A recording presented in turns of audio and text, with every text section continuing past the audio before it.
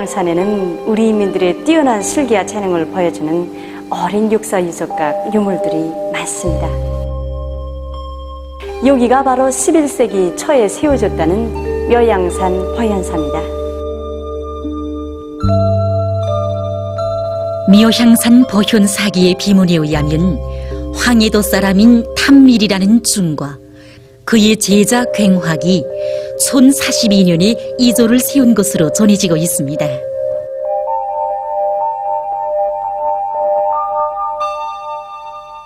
우리 보현사에는 원래 30여 동의 유적 건물이 있었습니다.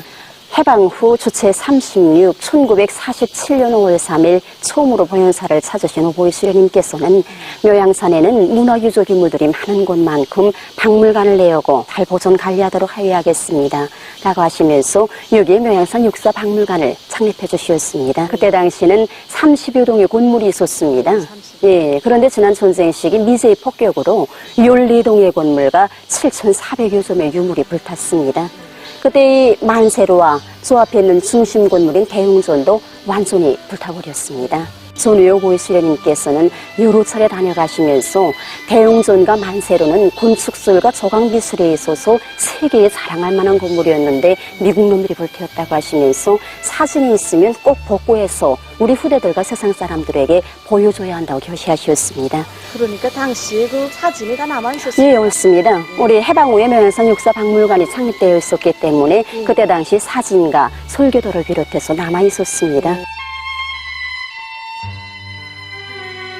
지금도 보현사의 비속들에는 지난 조국해방 전쟁 시기에 감행한 미제의 야수족 만행을 고발하는 총알자리가 그대로 남아 있습니다.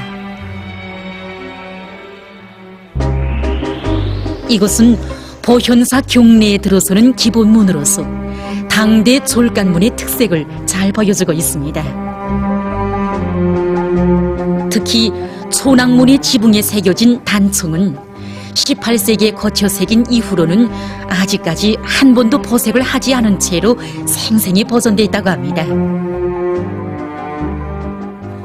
옛날 보현사의 중들은 조를 찾아오는 사람들에게 위압감을 주어서 불교를 퍼뜨릴 목적에서 촌왕문에 어마어마하게 큰 초랑의 우상 4개를 배치했다고 합니다.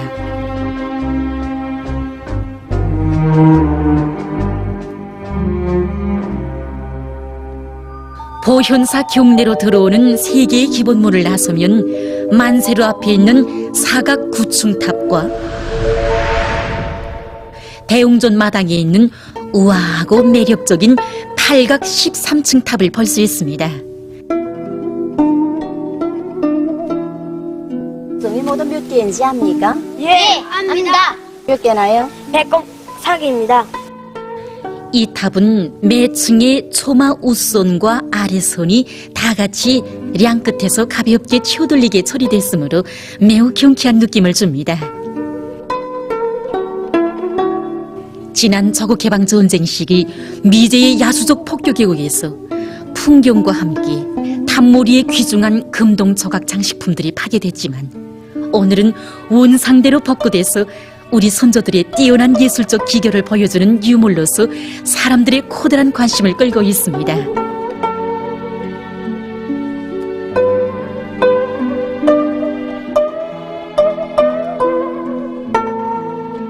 고색 창륜한 역사 유적들과 아름다운 자연 경치가 한데 어울린 묘향산 역사박물관의 군에는 마치 한 폭의 미술 작품을 방불케 하고 있습니다.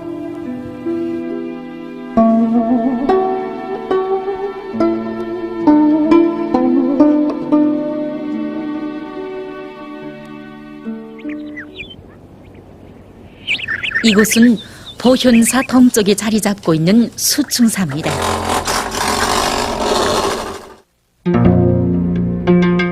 이 건물은 임진조국 전쟁 시기 애국적인 승려였던 소산대사와 그의 제자들인 삼용당, 초용 등을 제사 지내기 위해서 1794년에 지었다고 합니다.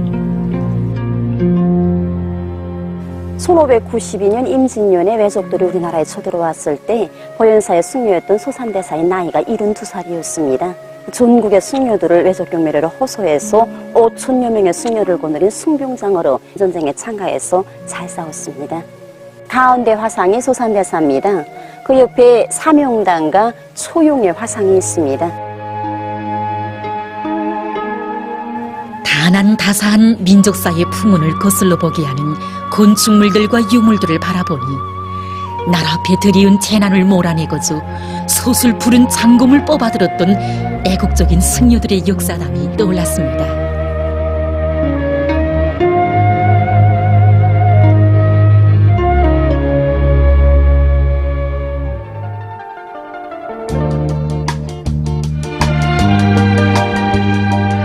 위대한 수룡님께서는 소산대사는 비록 불교를 믿는 중이었지만 임진왜란 때 사명당과 같은 이름 있는 중돌까지 동원해서 승병 부대를 조직해가지고 평양성을 탈환하는 싸움에서 큰功을 세운 애국적인 승려였다고 하시면서 그들의 애국적 활동 자료를 가지고 인민들을 교양하여야 한다고 교시하셨습니다.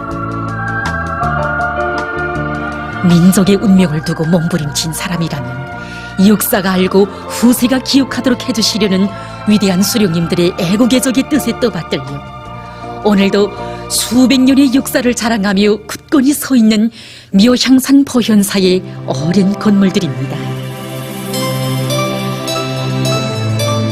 수충사는 사당 건물이었으므로 졸관들과는 구조 형식과 장식을 달리했습니다.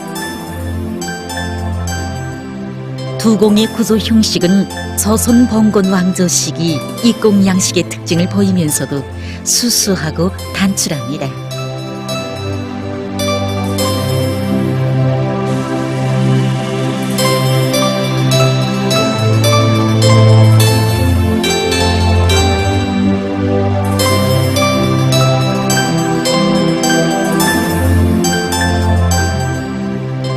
보현사의 동쪽에 위치하고 있는 룡산존입니다. 고려 시기에 처음으로 세워지고 18세기에 거쳐 세운 건물입니다.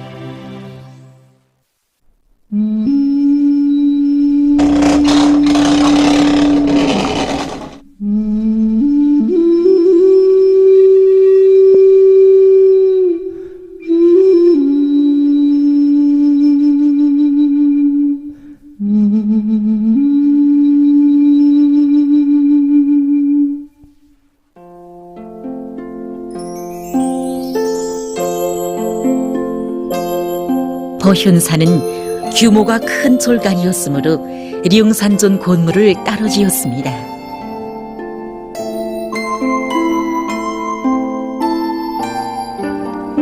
룡산존은 류달리 앞면을 장식하는 데 관심을 많이 돌리는 흔적이 보이는 옛 건물입니다.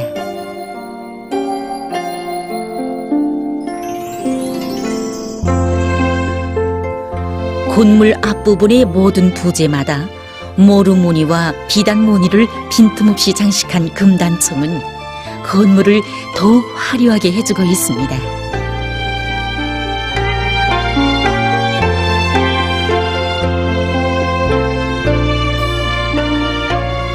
천 42년에 대웅존을 지을 때 그 동쪽의 부속 건물로 건설됐다는 관음존입니다.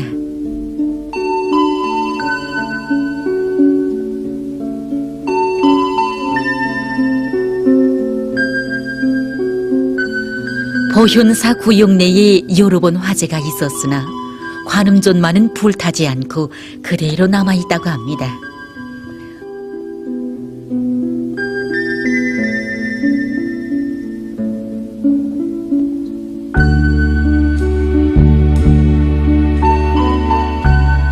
이 건물에는 조선 봉건 왕조 시기 우리나라의 우수한 건축술이 반영되어 있습니다.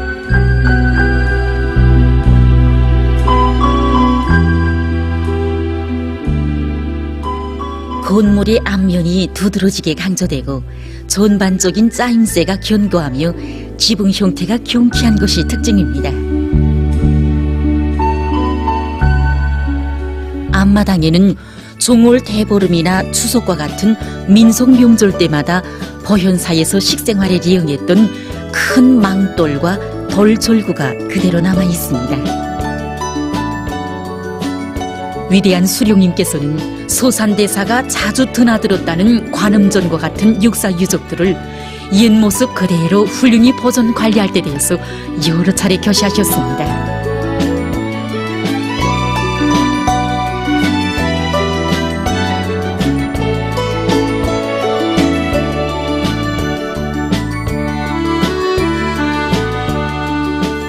보현사에는 또한 그 유명한 팔만대장경이 보존돼 있지 않습니까? 예, 바로 여기에 보존되어 있습니다. 예.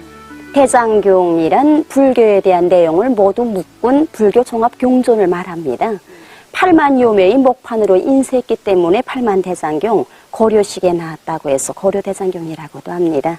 전쟁 시기 오고이 시련님께서는 조선 봉건 왕조실록 구출작전을 지휘해 주시면서 이 8만 대장경도 깊은 산속에는 금강암에 옮겨서 안전하게 보존하도록 하시었습니다. 그래서 8만 대장경이 이렇게 훌륭히 보존되고 있습니다. 오보이 수료님께서와 위대한 장군님께서는 8만 대장경과 목판 할자는 우리나라 인쇄기술의 발전 면모를 보여주는 귀중한 국보라고 하시면서 잘 보존할 때 대해서 교시를 주시었습니다. 민족의 역사를 전해주는 귀중한 문화재부들은 이렇게 빛을 뿌릴 수 있었습니다. 찬란한 문화를 보여주는 역사 유적들은 이렇게 훌륭히 보존될 수 있었습니다. 진정 민족문화유산 보호를 위해 바치오신 위대한 수령님들과 경의하는 청비서 동지의 로고의 자욱 속에 역사의 이끼 속에 묻혀있던 수많은 민족문화 유산들이 자기의 옛 모습을 되찾을 수 있었고 우리 인민의 애국심을 높여주는 데 이바지 될 수 있었습니다. 교우로서 우리나라 역사와 문화에 대해서 후대들에게 보살펴줘야 되겠구나 하고 생각하였습니다. 훌륭한 김치를 보게 되니까 정말 좋습니다. 배운 것도 많습니다. 민족의 역사와 문화는 오직 탁월한 수령의 손길 아래서만 빛을 뿌릴 수 있다는 진리를 다시금 깊이 새겨하느며 우리는 묘향산 역사박물관에 대한 참가를 마쳤습니다.